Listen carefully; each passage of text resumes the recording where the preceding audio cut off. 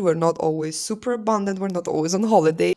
You know what's the hardest thing when you are trying to create your dream life and you're constantly surrounded by all these people and all this information about how easy, how you just need to do this, and then, everything will just figure itself out. I think the most difficult part of it is just being patient and understand that sometimes we don't get things the way we imagine it. And this is why living in the flow, I think it's a beautiful state.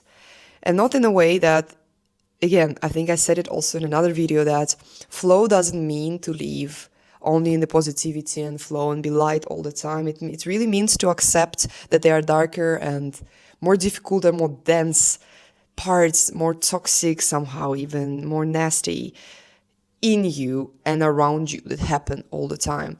And it's not about bypassing what's present and what's real. And it's really about being with the nasty stuff, being with the discomfort.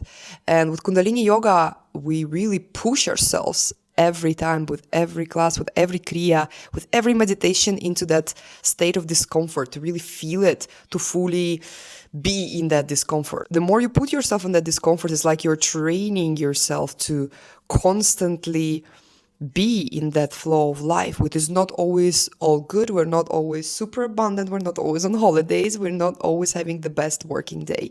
We have all of that shit, good or bad. So putting yourself in the state of discomfort through Kundalini Yoga practice really brings you into that trained state. Like, okay, I can sit with this discomfort. I can hold my arms for 7 minutes without budging. We'll go through it with my breath. I will let this storm pass inside of me without suppressing, but being with it, without drinking on top of it, without taking drugs, but being there.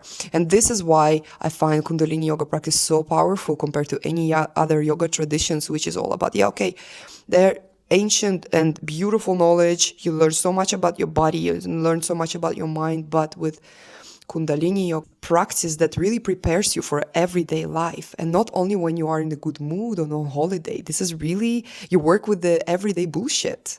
So if you're curious, you can have a free practice in my link in bio to really feel that shift. In 15 minutes, you can really feel difference, and that's how powerful Kundalini Yoga is.